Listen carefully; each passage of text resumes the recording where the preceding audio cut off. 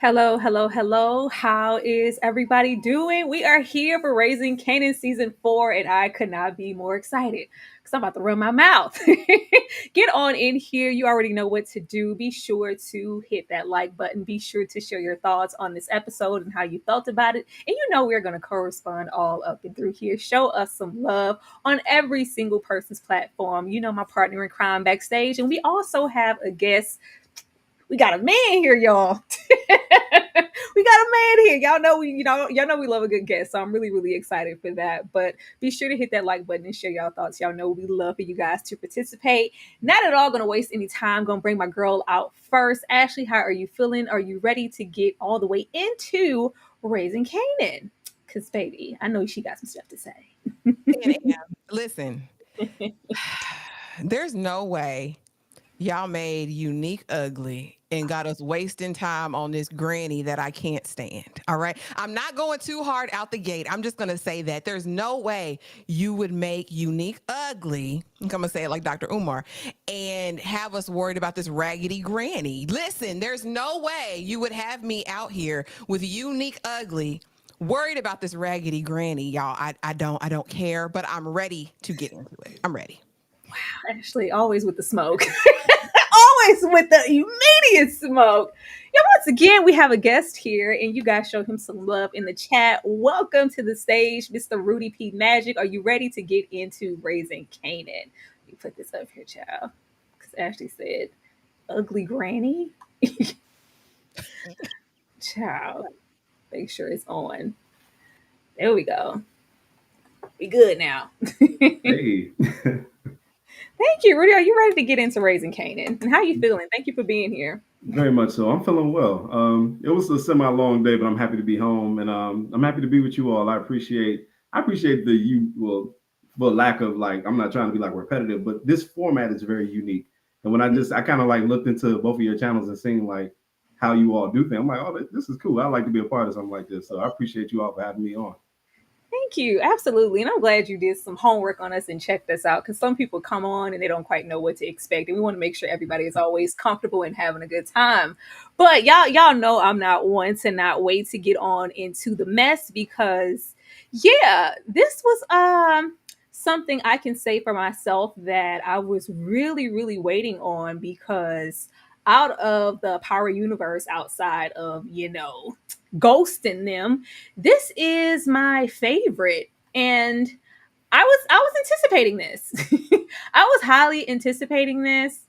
Ashley, because I know how you are, so I'm gonna come to you first. I'm gonna come to you first, Ashley. I want to know, what are your overall thoughts for episode one? So here's the thing, right? When I'm watching, especially the Powerverse, I want a episode one that comes out the gate swinging. Like, I want to be craving and thirsting for the next episode. And for me, it didn't do that. And I see what they were trying to do. Like, I think they wanted to fill some gaps, give people background about what happened, but I could give a damn. I could give two damns. As long as I know Unique's alive and ready for the smoke, I didn't want to go down the path with his granny, y'all. I didn't give a damn about his grandpa and the three different accounts that we had to get, or four, excuse me, different accounts that we had to get. Uncle Tony, listen, I want to get to the present day, and I want to get to the smoke. If they would have started out with Unique dropping a body, like if Unique would have taken out Lulu this first episode, we'd have been cooking, right? Am I my brother's keeper? I'd have been on that type of time. But I'm holding out hope. This was just episode one. I'm hopeful for the future. Ashley, don't be projecting. You just want Lulu out. That's all that is. That's all that is. Rudy, what about you? What were your overall thoughts for episode one? You know what? I thought that actually I'm kind of with Ash, but from what I know about Raising Kanan, just as historically as a series, it's always been a slow burn. This has been a series that you have to sit back with it to truly enjoy it, and like it's like taking it all in, and these different, like, people who are watching now who've never seen Raising Kanan, if they watch from season one all the way through three, they're gonna have an appreciation that we didn't necessarily have when we were first watching it. We were Power fans, and we had to follow along. Okay, let's see where this is going. And it's truly a crime soap opera. It's not like Power Ghost, even the original Power series. These series are moving like very quickly. It's at a rapid pace. Things are happening at a breakneck speed. Raising Kanan is truly building the saga of Kanan, and by the end of it, I think we're truly going to understand just what made this criminal as complex as he is. But with all that being said, with the context in place, I liked it just from a sense of, we can't give y'all Unique as a cliffhanger and then not start it off and tell you how he got to this point. And if you people last season, I think when Ronnie was going right, matter of fact, the episode where he so-called killed his brother, he had flipped that car to Early Tyler. So he mentioned Early Tyler by name, and now you see Unique it coming back full circle. Early Tyler is the person that is actually that he leans on in order to get him back on his feet to a degree. And I like the Frankenstein element of it all. Unique is literally, he's moving through in the video, in my personal review for it, I called him Neekenstein. I'm like, you see him kind of just laid up, and then there's one interesting scene where he lays back and he says, I'm gonna get them and this and that, and he was like, but I love her though. So you can see he's still kind of conflicted, even in his own mind, which has been shattered, by what his brother did to him. And that energy that he had for his brother, I think the main thing is that by rocking them, taking that away from him, more so than anything that Tyler revealed to him as far as, oh, she's taking over the streets and she's doing this, that energy was going to have to get out one way or the other. And by him not being able to take it out on Ronnie, it was inevitable he's going to take it out on somebody. So I like the prequel aspect of it. And then too, we never get flashback episodes in the Power universe. That's not something that they've historically, it's not like Walking Dead or something. If you was a fan of that, they used to give us those little episodes to like context builders. We've never gotten those. So that's what lets me know this is more of a saga. Like, it's more operatic, more soapy, if you will. It's not like these other Power shows. And I think that's what kind of sets it apart. Y'all look at Rudy clean. Y'all, girl, Ashley. All right, Rudy said, okay. With that being said, I'm here for a flashback. I'm here for investment. I'm here for all the nuances and touching on things. Like, we're not just going to jump ahead without giving y'all pivotal information to where the hell Unique's been and who took care of him and why. But I'm here for a flashback of maybe 10 to 15 minutes, not the entire episode. Not the entire episode. I feel like with these shows, especially the Power universe, it's so much of it in abundance. When you have your pocket of shows where I feel like this is the best one out of the bunch, You got to strike while that iron is hot. We are in season 4. Mhm. You got to come out swinging. And this was not coming out swinging for me. We came out and we sat back down for quite some time. This was not my episode. I had quite a moment of trying to find my pocket of what I liked and didn't like.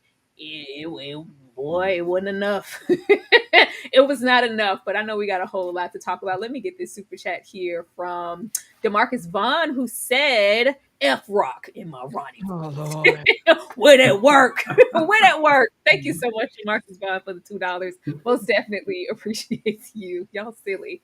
But let's see. Oh, we got another one here. Demarcus always making his rounds. Thank you, Demarcus. Okay, here y'all go with these super stickers. Don't follow Thank this. you, Don't women follow it. character glowing a big red heart. Thank you so much. Thank you, Demarcus. Much appreciated.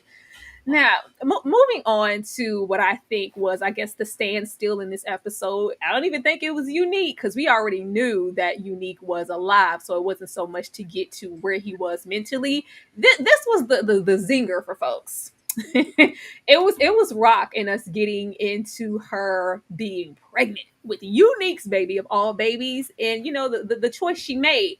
My question was, would she have made this choice if she knew that Unique was still alive? And we do get different growth out of Rock character with her saying, this isn't my first time. I've been to the chop shop per se before.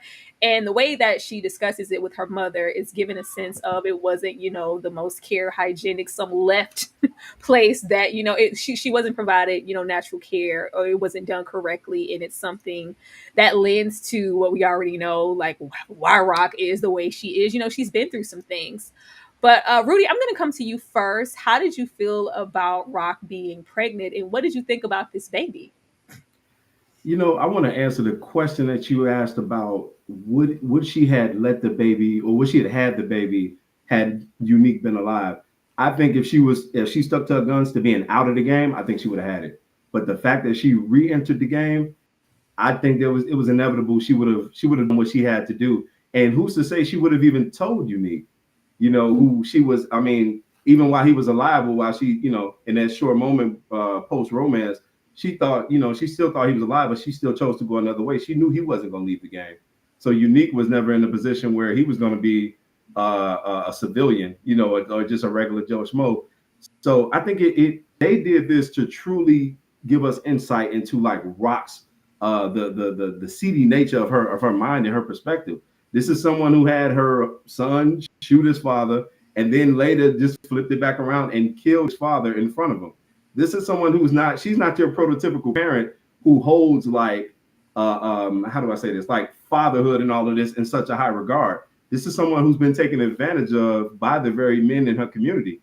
Remember when Howard was messing with her and all that? Remember she was like in high school. Yeah. Right. So this is someone who has been through things, and so her perspective on parenting and parenthood in general, it doesn't necessarily even include that the other half, if you will.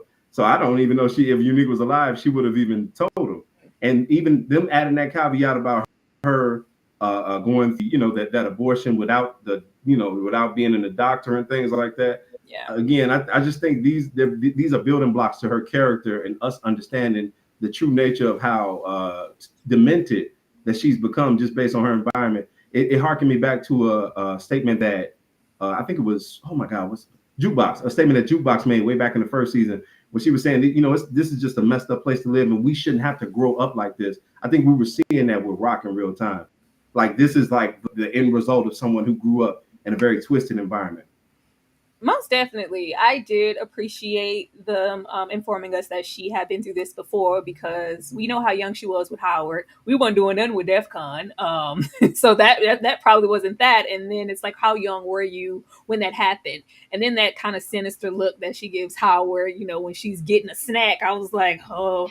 But just that she could go through that and mentally departmentalize and be able to, take Malcolm out in the end. It just says a whole lot about Rock and her character. But this isn't shocking. Like, as for would she have made the same choice? Absolutely. I think Rock wouldn't even say nothing. Knowing Rock, like, ain't got time for this. We don't have a baby. What? No, I'm barely holding on to Kanan. He don't want to listen to me. I think she would have made the same choice. I don't think it would have made a difference. I just this was, hard hitting, but it was also kind of a double-edged sword for me because we already knew. I don't think anybody walked into this episode like, oh, Rock kept that baby. How long we gonna have to go through? Like, Rock ain't keep no baby. We knew before this episode went off that we was gonna abort that mission. Ashley. Y'all, I wanted to care. Like I really do. I wanted to care. I wanted this to be a moment. I mean, if it didn't do anything else, it further lends itself to who Rock is as a person, like the callous nature of her, right? And that's fine. But we already know she's hell on wheels. We know she don't give a damn about no man. The only thing she's ever really shown some real legitimate care for has been Kanan up to this point. I think if you look at it that way, it could be interesting thinking about this unborn life and the love that she has for Kanan and how that might take her off her square if she has to worry about a brand new life, in the world. As far as if Unique had been unique during this time, you're right. He never would have known. Because let's be honest, like, and he even goes to, she does this to all her men. And oh boy, Early was like, you were never her man. Like you you put a lot on that. Man, like, has Rock had a man? Like, she didn't mess with some people, but has she really had a man? He never would have held that. I could have waited to see this to episode 3 or 4. I don't feel like I needed that out the gate. I really wanted to see the aftermath of dropping these bodies. The street have new bodies, right? I wanted to see the aftermath of that. I didn't, like I said, and I'm not mad at a flashback. I just didn't want it in this first episode. Like, give me a 5-minute flashback, okay? Give me a 2-minute flashback. I don't want to go 3 months and work my way back to the beginning. Give me the fallout. That's what I wanted. But yeah, we gonna see Rock, and I think we'll just further see her descend into her sinister villain era. Because I want to see her go balls to the walls this season. I want her to be even more treacherous than we've seen her before. I think, and no, we did not need this 3 episodes in. Actually, that means we would still be in a flashback. I think they wanted us to know, like, whoa, like Rock not only has a lot going on, but you went through this, and then y'all went and took out Howard and the Ronnie situation. Like, this is a lot. But let's not act like, oh, not Rock. Like, who, if not Rock, who else is going to be moving like this? It's Rock. This is very, very on brand for her. But I did like that moment of her kind of leaning in on Kanan, coming to the bedroom, like, I still love you, son. And she's just really touching on motherhood and what it is to be a mom and reflecting because she did have to go through this, but I wouldn't expect anything less from her. Thank you so much, Dane, for the $2. Said, Unique is breeze. He breathes past death and peace. Dane, you know how bad I want Unique to be breeze. You know what? I don't even care no more. I don't even care no more. We gonna see Breeze when we see him. I thought Unique was Breeze too. I really did. I'm convinced Unique is completely different, and Breeze is a whole new character at this point because we just can't. Once again, Dane, thank you so much. They use ChatGPT for 50's voice. He's saying nothing. Did they? I mean, at this point, like you know, 50, he got to do his little voiceovers in the beginning. Thank you so much, Dane. Got DeMarcus here with the $5 who said, "Why Unique look like Rocky from the movie Mask with Cher?" Wow. Unique Scar looked like Michael Jordan dunking a basketball. Ooh, it do kind of look like a basketball the way that it's stitched up across. It does. It kind of gives that. Thank you so much. Mask is pushing it. First of all, OG movie, y'all go check it out because Mask, you should bring you to tears. But don't do that. He don't. He just don't look like old school Neek, but he don't look like Mask. Let's see. Dane once again. Tyra and Ashley got Young Jeezy on the panel. Dane, behave. Dane, act like you got some sense today. Hey, thank you so much, Dane, for showing some love. Thank you guys so much. Like, most definitely appreciate it. We love when you guys run it up. I'm gonna show y'all some love in the chat and give every single one of y'all at this moment, 87 of you guys, to hit that like button and show us some love, and we're gonna be right back. Young Jeezy is messy. Yeah. We'll be right back. See you cry. Got some questions that I gotta ask, and I hope you can come up with the answers, baby. Girl, it's easy to love me now. Would you love me if I was down and out? But you still have love for me, girl. It's easy to love me. Sometimes it's soft as a Well, because feelings for me, Rock. Talking crazy.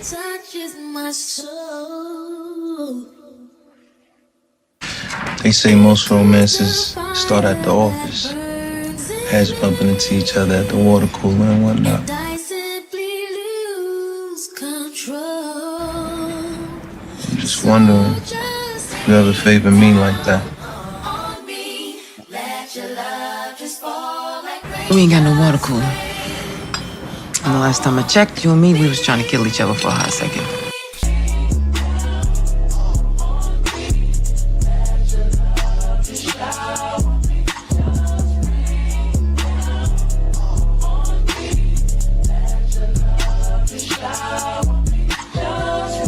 Oh, you know what they say, it's a thin line. Stay up though, baby.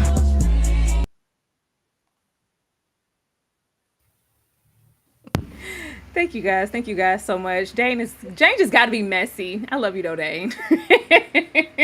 But getting back into the episode and leaving Rock and getting here, this was a thing, and probably the most contrived thing for me. Not that I didn't want to know what happened to him, where he was, and how we even got to the point of being in the warehouse to see these murders take place. But my whole question in the beginning was like, who the hell is he going to be mad at? Not knowing he was going to be in the state. Like, it was Ronnie. Ronnie took you out. Who are you coming back? All this trailer and this action. You going to get revenge. And I ain't never felt more alive. Like, who to smoke for? I feel like this is disassembling everything that we've already been through with him.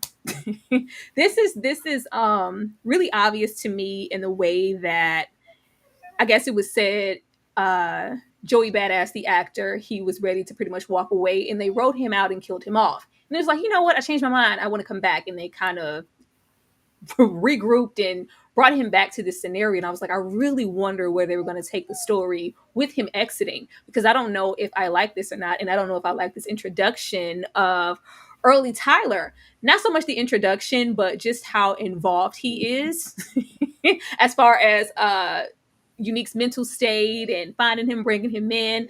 First of all, I can say he don't have no loyalty. Like, if you're not paying, I'm not staying. If the person cuts, the check the right way, he's very much about his money. Even in this situation of nursing Unique back to health, he's still been like, you're going to get my money, right? It's like, you still going to get paid. You still going to get paid.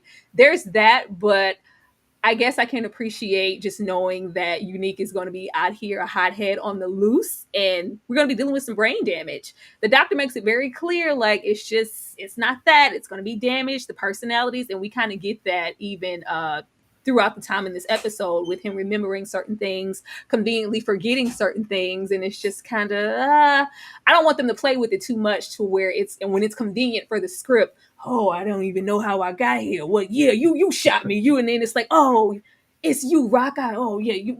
Don't play with me. Don't play with it to the point that it becomes, very unplausible with where we are. But I'm gonna rock with it and let it cook. But we know that not Unique.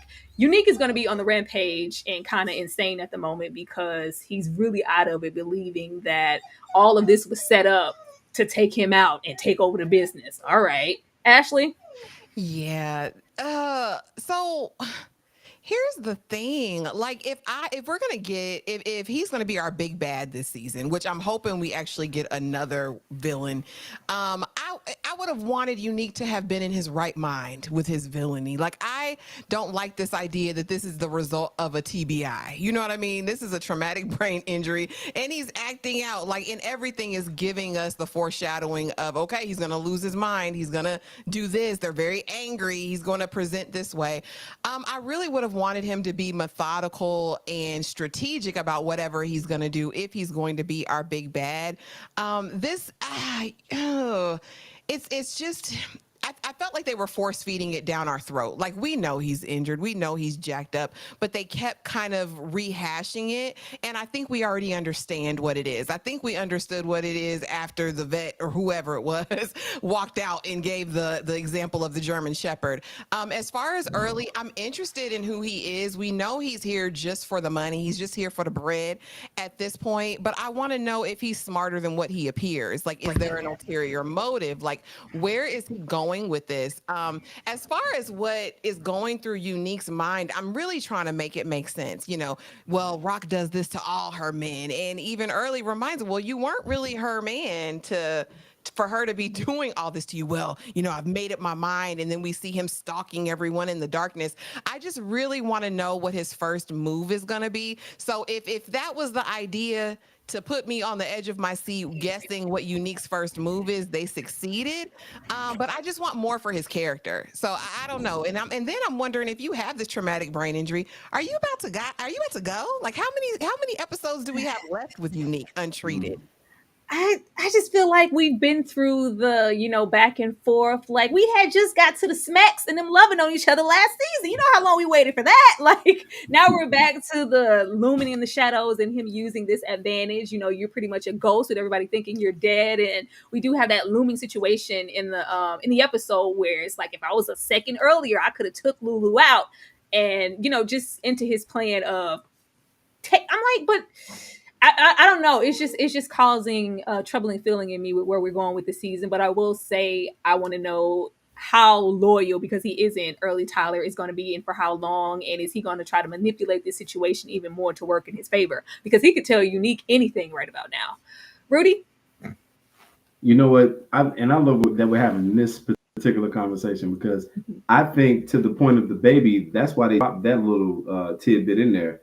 I think that the baby is going to be the thing that like ruptures and like really gives this monster Unique that we're dealing with, this Niekenstein, is going to give him a little more humanity, because right now he only thinks what he knows. He's jumped to multiple conclusions, and we see him almost regressing. And I think that's what your point was, Ash. He's regressing to where, really, to a point that's further off from where he was in that first, in those first season or two, when he was more methodical and he was smooth about it, but he was still calculated, and he was like, okay, Rock is my op, and it's very clear. And he, we saw the little romance going to develop between them. I think that romance was really because he always really respected her.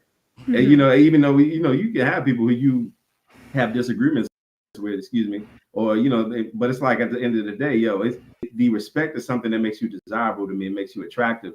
But it was forbidden. And remember, Pernessa, even his lady, she even alluded to this when she was like, dude, okay, you cheating on me is one thing, but you're cheating with Rock. This lady shot at my son. He was, he's in the car. So that was, I think they put that in there to add to the forbidden aspect of it. Yeah. But you have a situation where this dude, we've never seen this version of Unique. And I think they're a little on the nose with the TBI. I actually did some theories and analysis on like just what a TBI is, how that makes someone or clouds their judgment, rather, makes someone the furthest thing from the person that you previously knew, right? But Unique, now in this space, we don't know this version. We know him to be a calculated savage. We don't know an all-out just person on an assault who's just not thinking clearly. And that's really, it may seem like it's something that's going to work for him, but he's gonna and I think he referred to this about his brother. He's a bull in a china shop. So now Unique has usurped his brother from a spiritual standpoint, and now he's the new bull in the china shop. But people like that never last, because they're not moving smartly. They're not moving. I mean, him being calculated really was his best. That was his best attribute, or his best quality. Now him being smooth was just cool. That was for y'all. You know what I'm saying? Rudy,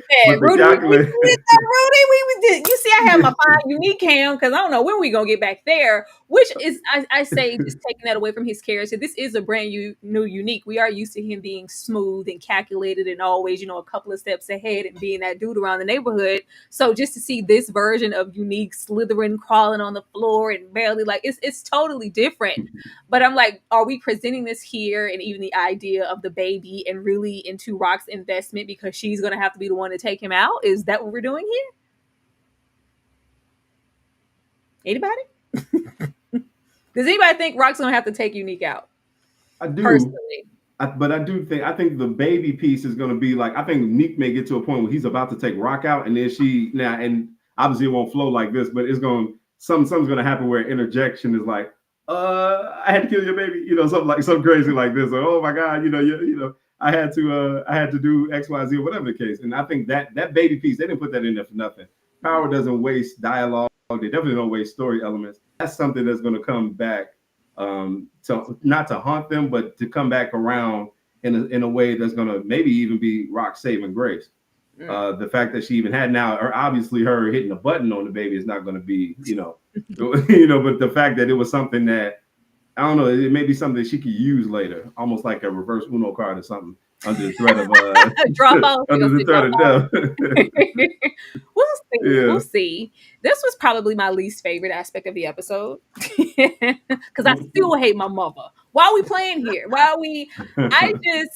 A lot of this episode felt really redundant, whether it was us like Rock being pregnant, oh, that baby ain't gonna make it out of this first episode because we gonna abort that mission and we're gonna always choose, whatever. And this and us just kind of going through the family tree trauma and history that Grandpa Elijah left behind. I was like, why are y'all treating us like we haven't been with these people for 3 seasons? We know exactly who Grandpa Elijah was. Us getting 3 different perspectives and how it impacted their lives.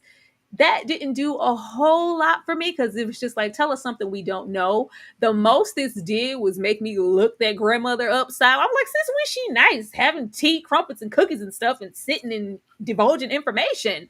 And of course, we got into that later with, I'm sure, her diagnosis, which is maybe why she wanted to be so friendly. I was like, this is the first time we've seen her and she ain't begging for money and acting like she's do something. So this is odd. But Ashley, what did this do for you? We already know that the family is messed up. We already know that they have deep-rooted trauma. And we already know that Malcolm always had his own trauma. So when we have Kanan reach out, like, can I get into your family history, your tree? It's like, yeah, no, I don't want no connections to nothing. What are we supposed to do with that? We got to keep that on the hush. We can't even openly admit that you're my freaking son. Definitely can't do that. I don't want nothing from my mother. I don't care what you got to say. Grandma and Lulu and Marvin gave me their tea, but we already knew these things about Lulu and Grandpa Elijah. We already knew the impact in Marvin having to step up and thinking that he went out a certain way. The only fresh perspective, I guess, were the good things, and we didn't even hear too much of that, was from the grandma. But we know Lulu is a chip off the old block all the way down to the musicianship. It just didn't do anything for me. Ashley? And again, I think maybe that's another example of foreshadowing. We know that Lulu has tried to take himself out. They go back there again, him wanting to wrap his car around a tree. So maybe we're gonna see him officially do that, at the end of it. I do think it was interesting though, for Kanan, I guess for the first time seeming like he had his eyes open on who his grandfather was. And I am interested in how they're gonna weave that in, because if we're going by Rudy's logic, you just said it, they don't waste nothing. They do everything for a reason. So I'm actually here to see how Kanan internalizes this and moves forward. We know it's about more than a paper. They spent a big part of this episode diving into these stories. Marvin's angst and anger, right? I love him, but I hate him and I can never forgive him because he left us. Lulu's adoration and I want to be just like him. And the mama, really him being indifferent to her. So I'm interested to see how that all gonna goes. We all know that Granny is the Granny that's gonna make you pay to watch her grandchildren. She's doing nothing for free. I don't know if this is her deathbed, let me come to Jesus and be on the right foot. But she never, I'm not your mother. I'm not going to judge you. I don't expect any. I'm like, are parents not supposed to have expectations for their kids? I do not like the grandmother, even on her way out of here. She's sowing seeds of discord in this young man's relationship with his mother. It's already fractured. It's already strained, Granny G. We did not need you to come in here with that. But I am interested to see what Kanan is going to do with this newfound knowledge. Is he going to kind of pick up on some of the things from his grandfather? I don't know. Or is this really about what's to come for Lulu by the end of the season? Take him out, y'all. I hope it is. Yeah, them and it was meant to be sentimental, and we're still treading the same waters and behaviors of Elijah grandpa. The grandpa is gonna ripple through the entire family all the way down to Kanan. But it was like, tell us something we don't know, Rudy. And I was gonna say, to Ashley's point, I think it was definitely for Kanan to get like a contextual understanding of his family and why they are the way they are to a degree. But I think for the audience, we got to remember this is a flashback episode, so all of these things have transpired, right? This was like this is really, it really wasn't even episode, because technically it's 401. This was really episode like what's that, 311 or 1.5 or something like that, because it sits right in that in between spot. Season 4 really hasn't even started yet, so it's like keeping real, like, so keeping that in mind. That part like, for instance, when Lulu and it's such a great point. I love that they put his comparison in there when he's juxtaposing his own life to his father. Lulu at that time is in a mental hell, or is going through mental anguish. He's dealing with whether or not he should remain here with among the living or go the other way.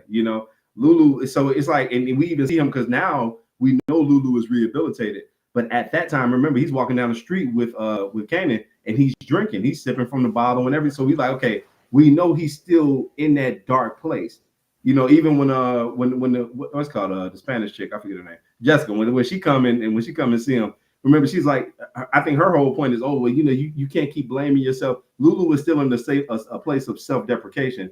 And so he's mirroring his own spirit by what his father did. And remember, throughout all of these stories, they all allude to the fact that his father, or that their father, sought his own demise, if you will. Yeah. But they don't say what it was.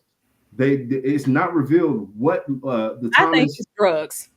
It may have been drugs. It may have been, asphyxiation. It may have been any of that. Yeah. But the fact that they don't say it, I think, is that's an Easter egg in and of itself, because they're trying to let us know as viewers what the fate of the Thomas children may be. To a degree, just by, and it's okay. We're gonna start with the patriarch. The sins of the father doom this family. Yeah. So now we have a contextual backdrop for, so when the little dooms come, and we get like 5 seasons of this. I think it may end at 5. Mm-hmm. So when Marvin's inevitable fate comes, Lulu's inevitable fate comes, and I hate to speak like that. Marvin is my boy. Marvin's soliloquy on his father was one of the greatest scenes. I tweeted about it. I was like, dude, we have to really give London Brown his flowers, because that brother is bringing it. The fact that I mean, if you and I know this is primarily, I know this is for the women, and I get it. And we all feel a way about our father here and there, I get it. But as a young man, if you've ever felt like any angst, you could just feel where he was coming from. I truly coalesced with his sentiments when he was saying that, like, oh man, that's so tough. That's why I can't forgive him, because he went the other way. Man, that was a tough scene. But I think they're just trying to let us know the fate of the Thomas family children. Right. By giving us their father like that. I don't think it was just happenstance. Yeah. I'm sure it was that if it wasn't drugs, then it's more so on the line with how Lulu tried to take his life last season. And because he was the most, I can understand why he chose that route. And we already knew, where Lulu was. So maybe that's why he chose to, try to take himself out that way in that rehabilitation center. If it's not that, then I think it was drugs. There's something interesting about what Grandma says, though, when she's talking about Elijah and how, he didn't like this world the way that it was, right? And so that kind of got me thinking, like, a lot of these characters don't necessarily like the way things are. And I think it kind of begs the question, are you going to change it? Are you going to change the way things are? Or are you going to put yourself in a position to be eliminated? So I think it speaks to the fate as well. And I mean, I hope we see this season. What's going to happen? Just keep Marvin, please. Keep Marvin. Lulu has been a chip off the old block, and if anybody has been trying to change the trajectory of the family business, it's been Lulu. You see what happened to him? I don't know where we're going. Slow singing and flower bringing. If my burglar alarm starts ringing, now who gives a damn? I'm sorry. Get her out of here. Get her. I don't care. I don't care. We have a scene, in that trailer with Rock crying, and maybe her, standing down at the fume. Maybe it's the mom. There were no bright spots with this mother. Yeah, well, it is the power universe. Who's a good mother? What's a good mother? But this isn't something that I'm like, oh, not her. The most it did was, she's sharing a secret and confiding into her, either I think it's kidney or lung cancer with Kanan, and them keep this between us. And then eventually, I'm sure we'll see that unfold within the season. But Ashley, did you care? I think that's a lot. The only thing that it did was piss me off because I feel like Grandma Joyce, is that her name? I feel like she is the most selfish person ever. Who puts that on a teenage boy? And you got to keep my dying secret. Don't tell nobody. So when she pops up dead, they're gonna ask the questions. And well, she did tell me, but she told me not to tell. I hate that. Why would you do that to this young man? I feel like she is one of the singular most selfish people. I understand why every one of her kids damn near is trash, and I'm ready for her to go. Go on, let's have the ceremony. Girl, go on and get in the ground. I didn't like this. I do think this is going to hurt Kanan because for whatever reason, they want us to see that they're now going to be closer and have this relationship. But yeah, I didn't like that. I did not like that. I didn't like that. Don't do that to these children. Don't make them keep your secrets. I hated that, and I'm ready for her to exit stage left immediately. She could go too. I didn't like it either because I was like, are we going to have more scenes of them confiding in us? Y'all trying to make us care about her? Because you know what they do in this universe, especially when they want to stretch out, taking out the characters we know they're going to take out, like Marvin, to upchuck Juke and really get stuff started with these characters. It's like, no, not this season. We're going to give everybody close calls. We're going to try to make y'all care about Grandma. So we're going to have scenes with her and Kanan. I don't want to see this lady. Rudy. You know what? I'm gonna agree with you guys on this point. I can't stand Joyce Thomas. I truly think she's a deplorable woman. I do, and too, as I watched it, because I watched this episode a few times, and she even alluded to the fact that maybe her their father did whatever he did to himself because of her. She was like, remember, she was like, he didn't like life, and then she said he surely didn't like me. Something to that effect. And then remember, there was a scene, I think it was last season, with Lulu, and him and his mother was going back and forth, and it was a negative. She has all her scenes been negative. That's why I really don't understand why I was like this. I'm like, okay, are we trying to redeem this character? Okay, she got cancer, and no offense, I'm not trying to be disrespectful to anybody with cancer or anybody who's lost somebody to cancer, but cry me a river with Joyce Thomas with cancer. I'm sorry. But she was talking to her son, and then you remember when Lulu was going through his drunk stint, she leaving him, she let him walk out the crib. She didn't care. I mean, this man could have died. This is her little son. She don't even care. So I think she's deplorable. I think she's always kind of had a special spot for Kanan though, because Did I miss it, Rudy? I'm sorry. Did I miss it? When did we see the special? When was that? Well, with Kanan, Yeah. Early on, like way back in the first season, it's like ancient history now. But she was, remember, Rock was trying to use her mother as an alibi. Remember when she was trying to get Kanan to do all that? So when she went to go see her, remember she asked her about, she's like, how's Kanan? This and that. She was kind of like asking her about him, and you don't bring him by and this and that, kind of. So I think, and we know this with certain parents, maybe not y'all, like our parents directly, right? But sometimes when a parent mess up with you, they try to fix it through your child because they're like, okay, I done made all these mistakes. And I think Joyce Thomas is on that side of the game. Like, oh man, I done ruined my children. Let me at least be a bright, shining light for my grandson.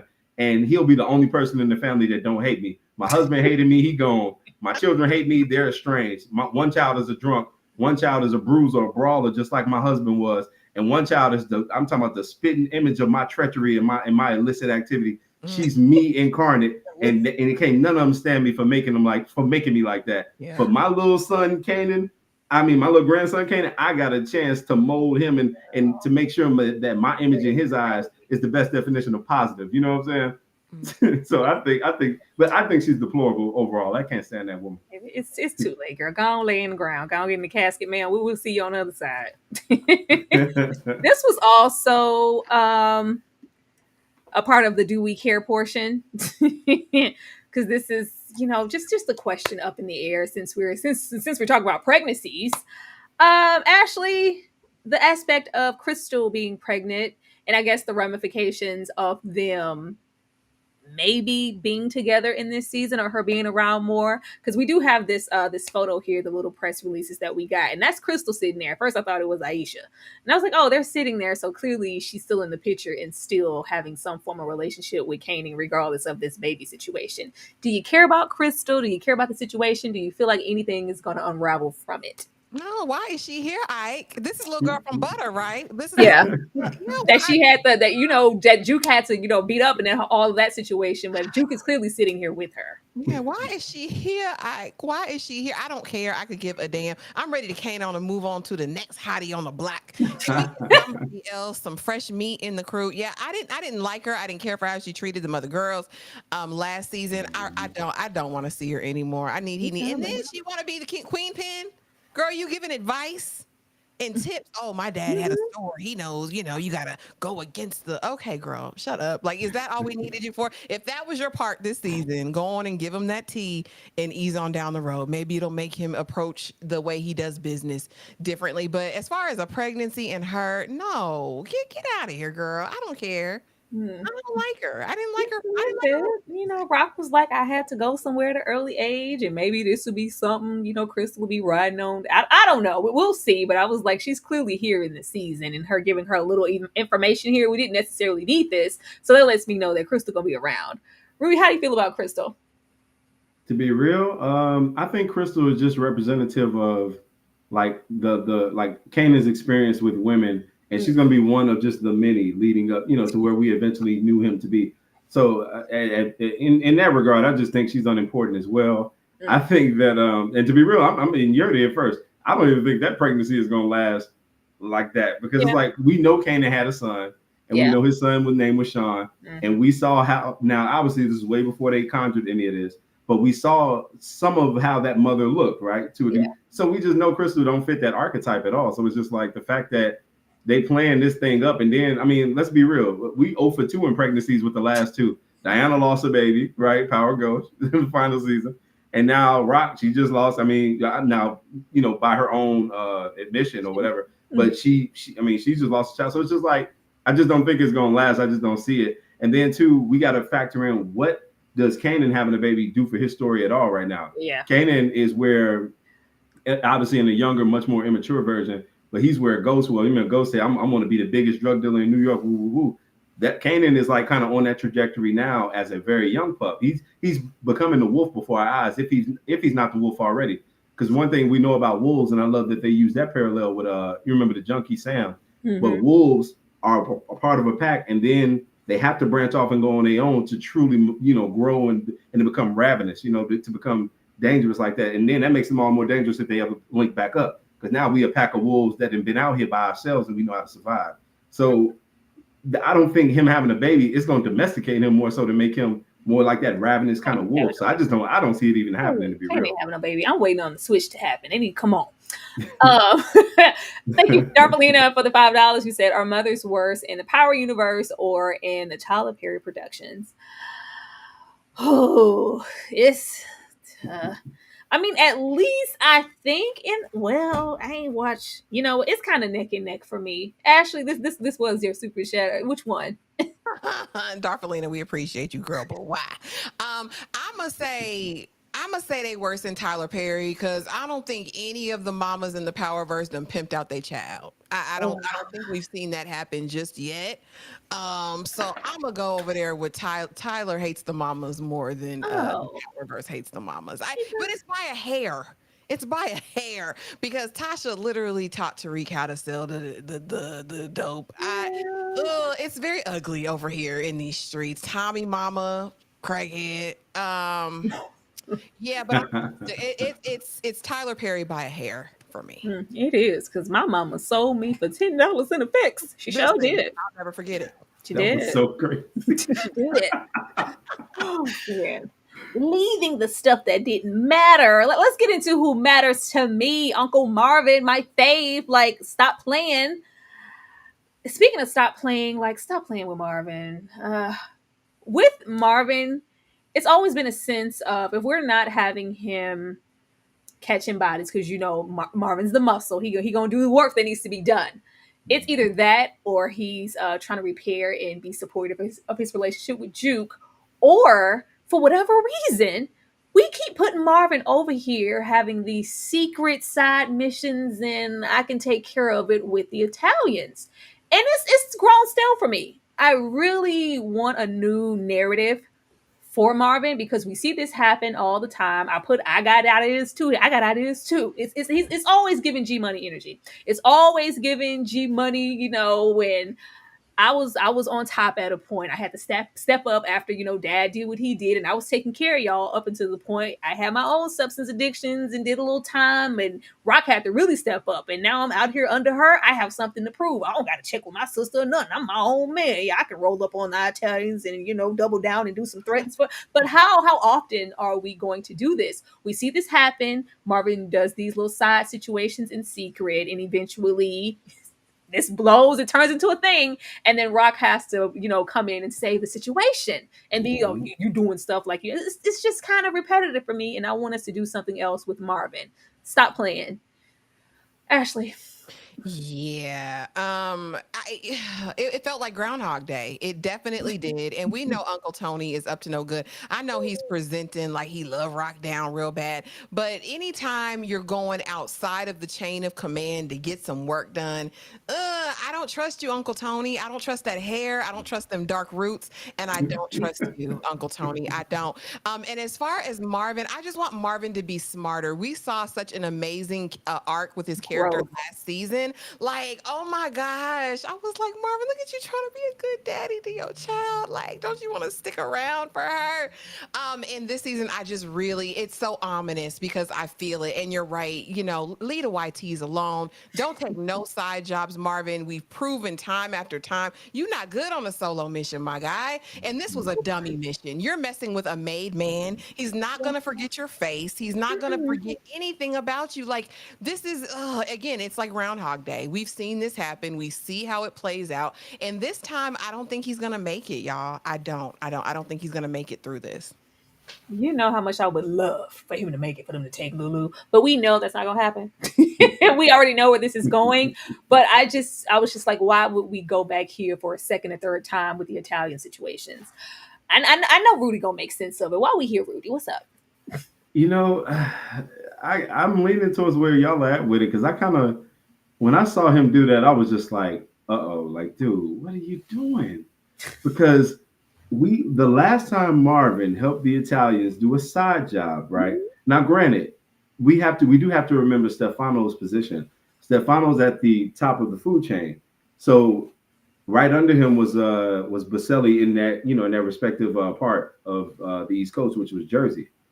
But by him going around him and going to his son, and then his son getting hit. Now, the last time y'all did this, it started a war war that Stefano didn't sanction, which is why Marvin was enlisted, or Rock really was enlisted, but she used Marvin to take Sal out in the first place, because he created, or he decided to go forth on a war that Stefano hadn't sanctioned.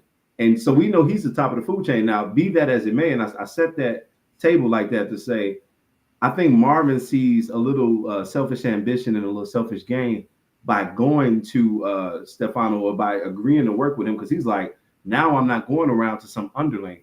I'm working with the top dog. So by working with the top dog, now the stakes are higher. If you mess up with the top dog, it ain't gonna be no grace. But if you succeed, as we saw him doing this little mini mission, and remember now we are in flashback. So this has happened, right? So and we have to keep that in the forefront. This has already happened. So by him doing that, now he's establishing his own kind of relationship with Stefano that will splinter him eventually from his sister, at least in his own eyes. We've seen how Rock can be when she get the power, and when it's like absolute. We saw what it did to Lulu. Lulu's entire foray into alcoholism and self-deprecation was because Rock made it very clear to him that she owned him. Mm-hmm. And I think Marvin ain't trying to fall into that ownership bag, or that, I'm not just a lap dog. I'm not just a muscle. I know how to move. I know how to think. No. And if I work with the big dog, that's going to then empower me. But my biggest fear with all of this is the minute you mess up, and I don't think it's going to take long, to be real. I think Marvin's going to get a job from him in the next 2 episodes. I don't even think it's going to be long. Because I know we talk about how, Raising Kanan, slow burn, but all that's real. But I don't even think they're going to play. And I think he's going to step in the proverbial stuff, and he's going to have to answer for that. And hopefully it's not with his life. It's not a fatal thing. Hopefully it's just a rebuke and a demotion at best. But I fear for him because that's our guy, man. I think everybody universally reveres Marvin. His humanity, as well as his monsters, have been hashed out before the world for the last 4 or 5 years. And I would hate to see anything happen to him, especially when he knows he knows how it ends with them. And then too, I want to highlight to land my plane. Marvin, when he was speaking to Stefano, you remember he said something about, man, you Italians and y'all rules, y'all shoot, y'all got a funny way to do the rules. And he was like, essentially what Stefano was doing. I want to extend my hand and really be like the hidden hand, if you will. But it can't have my face or an Italian face or an Italian cut. I have to shield my misdeeds with you. So I just hope Marvin sees, as much as he wants power, he's still at the end of the day on a chessboard that don't belong to him. He's a pawn. Exactly. That's so stupid to me. Like that's insane to me. And I feel like with everything that we've had Marvin experience, that he would be smarter than this or see this exactly for what it is. This is not going to end well. It never does. Like, and I thought with us losing Marvin, which I know we are, that it would be in a totally different scenario. Let's not lose it here. And I just expected more. Like, Marvin has grown so much, but it's just like, not really this much. He's still the big brother trying to prove I got ideas too. Marvin. Thank you so much. DeMarcus Vaughn said it would be interesting if Tony who? Teresi and Sammy were to look here, Hitman and retaliate on Marvin for attacking Tommaso. Child, don't give me the Italian names. I'm sure it will. Like, this is going to result in some type of retaliation. Even with him just rolling up on this man and threatening him in his locker room, that was one thing. Him rolling up and all three of those Italians seeing his face and he all cool, and I was like, what are we doing? What are you doing, Marvin? What are you here for? I just felt like that was insane. But what's not insane? Oh, go ahead. Quick, I'm so sorry. Real quick, I want to say, to your point, we do see him in the trailer shooting at somebody, some unnamed party. We do see him, so who's to say that's not a job that he's carrying out for Stefano that went the other way? I'm sure he's carrying out something, but it's like, it's going to be to your detriment. What these favors, like, exactly how is this helping you, Marvin? Because you're close. Like, I'm in with the when has the Italian blacks crossover ever helped you? It always has a domino effect and trickles down to where Rock is somewhere pissed off because she got to clean up after you, and then she come and sun y'all. Like, I don't want to see that. I don't want to see that. Be a man. But we have 115 people in here. Make sure that you guys are hitting the like button and showing us some love. If this is your first time seeing Ashley, myself, or Rudy, go to those channels and show some love. Everybody's link is in the chat below. I'm gonna show y'all some love in the thing here, and then we're gonna come back. I just expect a little bit more from Marvin. I'm sorry. Do something else. See you cry. Got some questions that I gotta ask, and I hope you can come up with the answers, baby. Girl, it's easy to love me now. Would you love me if I was down and out? Would you still have love for me, girl? It's easy to love me now. Would you love me if I was down and out? Would you still have love for me? If I fell off tomorrow, would you still love me? If I didn't smell so good, would you still hug me? If I got locked up and set this till a quarter century, could I count on you to be there to support me mentally? If I went back till hoopty for my bands, would you poof and disappear like some of my friends? If I was hit and I was hurt, would you be by my side? If it was time to put in work, would you be down to ride? I doubt, kill a nigga, cat, chill and drive. I'm asking questions to find out how you feel inside. If I ain't back, I flip burgers at Burger King. Would you be ashamed to tell your friends you're feeling me? In the bed, if I use my tongue, would you like that? If I wrote you a love letter, would you write back? If we could have a little drink, a nightcap, we can go do what you like. I know you like that. Like, girl, it's easy to love me now. Would you love me now? Shout out to Bookworm 57 who said, "Bring Rudy back." No, that's right. Much appreciated. Thank you, Bookworm. I'm glad you guys are enjoying Rudy. We would love to have Rudy back. But getting here and leaving my main man Marvin, because I'm just not. I can't say that I'm excited to go on this journey with Marvin. I just expected a little bit more with how far we are in the seasons here. This was, Juke here. Juke, Kanan, and Aisha. Leave Nicole and her daddy. I don't want to see Nicole. I don't want to. Leave him in the past. I don't want to hear nothing about Nicole or see her daddy. Please, please. Like when I tell you I'm sick of that, I am so sick of that as far as Juke's arc is concerned. After this first episode, I don't want to hear Nicole's name or that daddy uttered nowhere. Unless he just gonna come out and expose himself for the op that he probably is. Let's just leave it there. I don't want to hear from those people at all, not even a little bit. I was not at all surprised here with Juke and the situation and meeting Aisha's parents. And there's always going to be a moment because of her background and things she knows and things that y'all know about Juke. Like she's always going to feel inadequate because there's expectations of what are you doing with your life? What's your family like? Where are you going? Like what? Just like it's none of that. And of course we have this leaving off of what we got last season with her deciding to kind of dip Butter because of what that was, and Aisha, other aspects of what that could be. And I'm gonna move my way. I'm ready for Juke to get on and go into the army. That's what I'm waiting for. Ashley. Yeah, I liked it, Tyra. I liked the lunch with the daddy. Listen, he was like, I'm gonna buy 20 albums because it's fun. I like that. Like, she needs a square in her life trying to give some guidance. We all know who Jukebox is gonna turn out to be anyway. Yeah. Spite of this, but I enjoy that she still has a connection to him and that he looked beyond her faults and saw her need. I'm not gonna preach tonight, but I liked it. And I don't think he's coming in as like a YT savior or anything like that. I liked the dynamic in the relationship. It's like this mutual respect, kind of this mutual care for one another.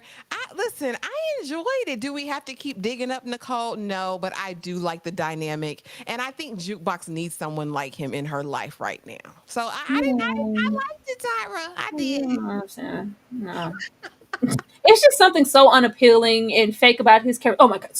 So butter, like butter, like boy, please. I just hated all that joy energy that I'm like, get off the camera, please. Even when he was talking about like poverty and situations, and you should be grateful that it's like, oh, let me dial that back. That sounds a little racist. Yeah, get away from the table, Juke. Get away from the table. I'm done with that, and I'm done with Streets Need a Body, the remix too. I don't want to hear the Streets Need a Body again. The Streets Need a new single, Famous. I don't want to hear that either. Rudy, what do you think about this? Hey, I mean, before I get into Nicole and her pops and all that, the 411 record was hotter than Streets Need a Body to me. Streets Need a Body was cool because of the hook, but what's the 411? That's a true famous banger. I'm sure we'll get to whether we'll see him, and I don't want to get ahead of myself. But on Nicole and her pops, yeah, I'm cool on that too. Remember, I'm always keep us in remembrance of the fact that this is a flashback. So now that tie is going to be, I think we're going to see that severed now. This was just tying up a loose end because now Butter is no more. Juke's audition and that whole group situation was sabotaged. As soon as the feds came in that door, took her away. So now that dream has been deferred, and I think it'll be deferred permanently. And I like that because when in the OG Power, when oh my God, Nika Noni Rose, her character when she was OG Juke, Big Juke, was talking about your mother couldn't touch me. I was a singer. I was this, that, and the third. They fleshed it out now. We saw she had an opportunity of a lifetime. And again, going back to her initial quote way back in season 1, the environment, the family ties that bind, it destroyed it. So I think that was her going back and forth with him at a time, just like her at the table with Aisha. That's at a time where, okay, I'm getting to know them. I'm in this group. It's happening. And now we know it's not. So I think we likely won't see him anymore. And as far as the reference to I don't think it's gonna happen. As far as the reference to Nicole, that was just something in the moment because I think in the original scene of that when they were at Shebu, they were asking about her. That was something Aisha was kind of prying.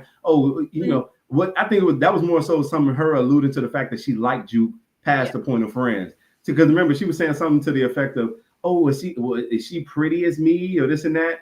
And does you remember she asked Kanan, and Kanan looking at her like, "Wait, why you want to know that? We supposed to be rocking at the time." Remember, at the time we supposed to be rocking. So it's like I think that was just a callback to something that we may see going forward as far as the evolution of Aisha and Jukebox's association. Now that in the finale, she made it known to her that she has, "Hey, I got romantic feelings for you." Woo woo. So I think we're going to see something. That's just something to add credence to that. But I think it's a wrap. It was cute. I was like, but it was just so much of the episode that felt redundant because we already, if they would have came here and it was a flashback and they gave us information that mattered and it really affected things in the future, and maybe not laughing because it's like we already know that Butter is no more, so the excitement that, oh, so Butter with the, like, yeah, sir. I don't want to see this man anymore. The aspects of him being here is still us hovering over Nicole and us pushing Juke farther back into the past. And I want Juke to be moving forward with her character for good or bad. I just don't want to see these whites no more. I'm sorry. Let's move on. I want to see it. I want to see him. I don't. Please. I'm here for it, but no, I'm really not. Don't do that. But getting over here, child, to the person that nobody wants to see. Jessica for what? Jessica for what? When she came into the frame, I was like, oh, I really didn't want to see Jessica, and for us to bring her back here in the flashback, I was like, oh, she's gonna be active in the season doing what? I'm sure she's gonna be here to maybe deal with those ramifications with Famous situation and his mama being insane, like calling the cops for what, lady? There's gonna be that, but the fact that I was like, let's not do this, and it's the same with Lulu. How I feel about Marvin. I want the characters to have more growth beyond what we've been seeing, repeatedly, what it feels like through the past 2 seasons, where Lulu, he's gonna get healthy and try to move forward, and I'm out. I ain't in the game. I want to do this. I'm beats and rhymes and producing, and I'm making music. We get a love interest. Of course, that love interest dies because Lulu can't handle a woman. It's despair, and we're sad, and then we rinse and repeat it, and I just want us to really, really move forward. And of course, we acknowledge that Lulu was almost a victim of Unique's if, Miss Lady didn't come outside and get him with the quickness. But I'm really hoping that we move into some great places with Lulu because we've had so much time of him being a F up that now it's like disdain when you see Lulu on the screen, like, oh God, like, it's. We did get some growth last season, especially with his relationship with Rock, and it was a beautiful thing to see. But I'm not going to sit here and act like Lulu is my favorite character. He is not. I want something totally different with Lulu, and I really want to see it because Lulu used to be. I used to love Lulu. Right now, Lulu could, and I wouldn't care. Ashley, Talk about devolving as a character. In the beginning, listen, he gonna get something done for you. You know what I mean? Lulu gonna handle big business. I hate this version of Lulu. I want him to be gone yesterday. I would not give a damn. Go ahead and let him be your first victim. Crazy Unique. TBI. Neek. Go ahead and handle him. Yeah, I'm over this. I don't need to see you with another. Okay. I don't need to see Jessica again, girl. Go sing somewhere, honey. Go get your contract. Do what you need to do. I just am over it. Like I wanted more for Lulu, and I beg the question: is he really rehabilitated? I see a crash out on the horizon. I don't think this is going to be long lasting. I think he's going to F up like he always does because for better or for worse, this is his world. This is what he's submerged in. Barring him moving out of the country, maybe going to California with old girl, this is his life for better or worse. And I think he's going to follow in his father's footsteps. I don't see him being here. They might try to drag it, but he'll be a junkie in the street at some point. no. What I feel. I don't think this rehabilitation will be long lived whatsoever because a woman is always going to be his downfall. He collecting bodies. He be at the post station. He can't be trusted. Lulu is a liability at any given moment. Let the wind blow wrong, and he could send him over the edge. I'ma just wait. I mean, hopefully I'm wrong, but I don't think I am. But hopefully I am. The women are always the downfall, and we do actively in the trailer see Lulu laid up with some woman. It's not Jessica, so I was like, okay, hopefully it's in a different capacity, and she ain't trying to be on the like. I can sing too, Lulu. We gonna make something happen with my career, and then she dies and gets shot up in the studio. I don't want to see that again. Let's move on. Rudy, how are you feeling about Lulu? Is Lulu one of your favorite characters, or is he kind of somewhere in the middle for you? You know what? I kind of see where y'all coming from because when Lulu first started, he was one of my favorites just because of how sharp he was. Yeah. The sharp Lulu is just he's instant offense, and it's interesting because now Marvin, who wasn't as sharp, has kind of evolved into the role that Lulu once held with his sister. Yeah. But I think Lulu, I hold out a little hope for Lulu. You know that meme with Vince Carter. I got one more in me. I think Lulu has one more in him if he's like away from criminality. So I don't think he would get rehabilitated and all that. And him and his sister to finally hash out, have that come to Jesus moment, if you will, for her to like try to get him back in a criminal circumstance. I think we're going to see Lulu kind of move away from the underworld and more into like the music world, because now that he has his head on straight and him and his sister have worked past, at least on the surface, worked past their issues. Now we're going to see Lulu pursue his passion freely without the hindrances of family always pulling him back. Now again, they have a situation with Unique on the horizon that's only going to get exacerbated as we go on episode to episode, and he may have to come back in the name of blood. And I think that's where I believe it was the synopsis for the entire season said everybody gonna have to accept that this is who you are, and you know it's tough to usurp what you are in this world. And if everybody doesn't accept that in the Thomas family bloodline, I think Kanan included, we're gonna see something. We're gonna see more tragedy, more doom and gloom, more girls randomly getting shot up at the studio, all this madness. But I think I think on the surface that Lulu, at least to start the season off, we're going to see him pursue the music in a fair way. He's finally going to get a fair shake at the music. Him not having Famous around is kind of going to mess him up in the short term. But I think they've introduced some other artists prospectively. I know they got is it a girl? I know it's one girl they have, and then Party. Party's going to be coming along, and he's playing one of the artists. So I think we're going to see him get a fair shake at that before any more tragedy, befalls him. I hope so. We got him apologizing in the episode. Juke, I know I wasn't him. Sorry. I was like, just his statement before the rehab. I will say there is a little hope for Lulu, because even when he was down and out and at his worst in that rehab, when that officer rolled up trying to, get information, he held it down. He didn't, I ain't saying that just because I'm in this state don't mean I ain't still, I'm not giving you nothing on my sister or anybody. Get out of here. He held it down. But when Marvin croaks, watch. You let the wind blow wrong. That's going to be crucial. If what everyone says is true and Marvin gets taken out, it's going to be a different level. He going back to the streets, and he will not be long for the earth after that. Ooh, that's a good opinion though. I'm so sorry to interject like this, but no, real talk. That perspective is amazing. If something, because Marvin and Lou have a different relationship than Rock and Lou, or even Rock and Marvin. They all have their little cliques inside the trio that is their siblinghood. But yeah, now Marvin and Lou hit different. And I think he'll hit the button if something happened to his brother for sure. I totally agree with you. Yeah. Canceling Christmas. In a real way. Oh yeah, but that's pretty much all that happened in this episode as far as I was concerned, unless I missed something. Anybody want to interject with any more thoughts before we get into predictions for the next episode? Did I miss anything? Anything, Ashley? Girl, that was enough for me. Rudy, anything else you wanted to cover with the show before we get ready to get up out of here? I think we covered everything, but I could, sometimes little nuances I might have missed them. No, I think we got this. I'll save it for the predictions, because I had something, but I'm like, I think that's more predictions, so I'll save it. Okay, Rudy, go ahead. What are your predictions for episode 2, or just the season in general? Well, I think in episode 2 they're gonna finally start us in a current place. So now we're gonna see the true premiere of Raising Kanan season 4. So I think we'll see Juke, in the army and doing her thing in that realm.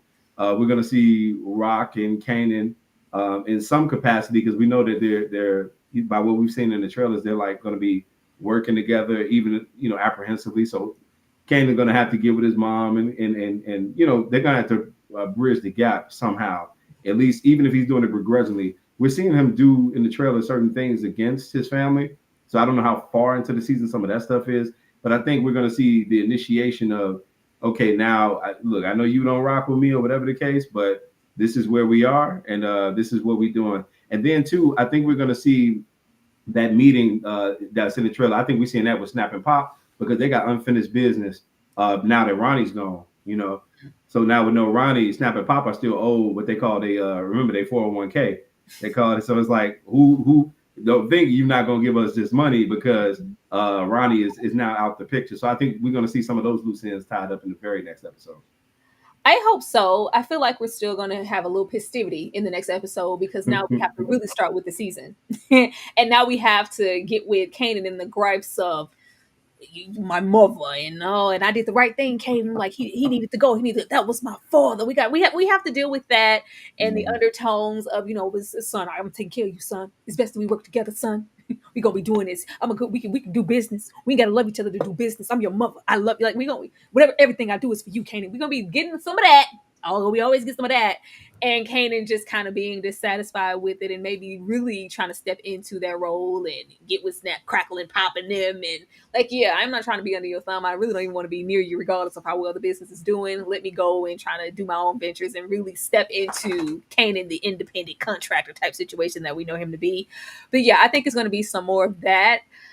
As far as everybody else, like, I'm just interested to, like you said, progress with their characters and really pick up with where we left off, because I can't even have faith that we're gonna jump into immediate Juke being in the army. Like, we're gonna be gearing up. Like, is she gonna tell people? Is it gonna be like, I wish we could speed along that quickly, but it seems like we have to spend this next episode really setting up things that we didn't get a chance to set up now because we were having a flashback. Now we're gonna be spending half this episode watching Unique loom in the shadows and move around like a secret agent. Ashley, what are your predictions? My only hope and ask for season 2 is that Unique busts a move.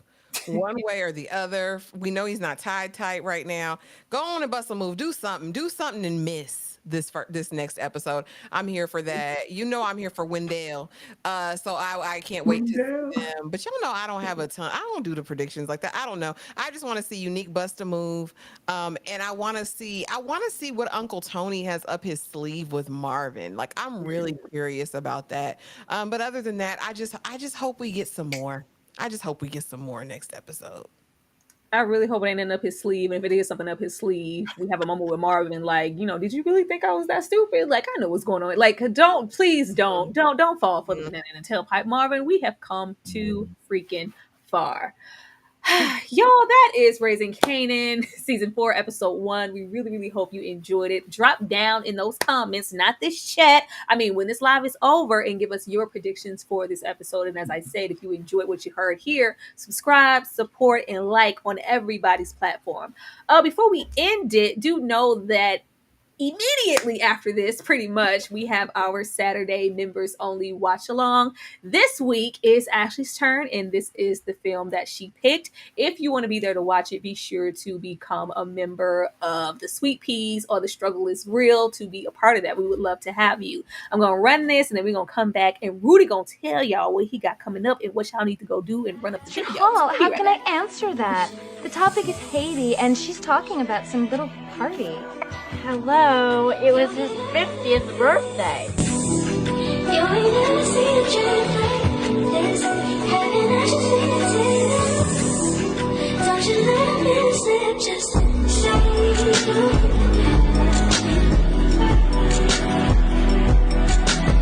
oh, taste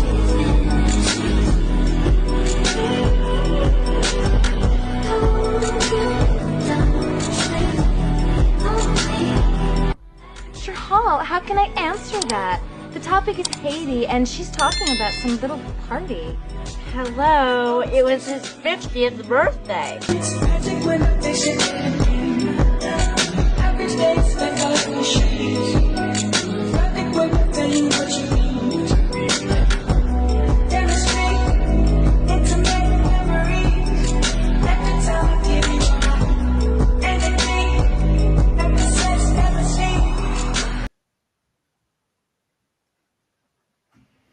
All right, make sure you guys pull up for the blockbuster movie out. Excuse me, Miss Dion. Ashley has us watching Clueless. Ashley said I had her over there watching Tales from the Hood, so now we're watching Clueless. Yes. We're watching Clueless.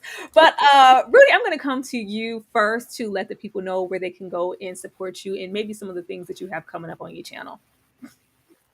Oh, thank you so much. You guys can support me at youtube.com/RudyPMagic. I do have the new episode of Raising Kanan covering the whole season. Patreon.com/RudyPMagic for all the Legacy Power reviews.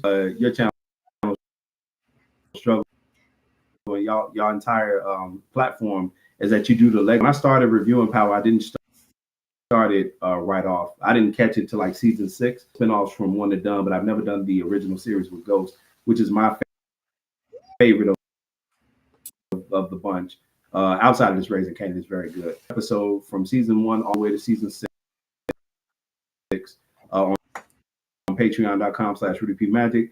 I also got deals on make beats. I got original music for those of us who do more than just consume content. We make content or for things like that. Without the hassle of getting copyright struck and all of these things. It's bstars.com/magicbeats for if you're interested in that.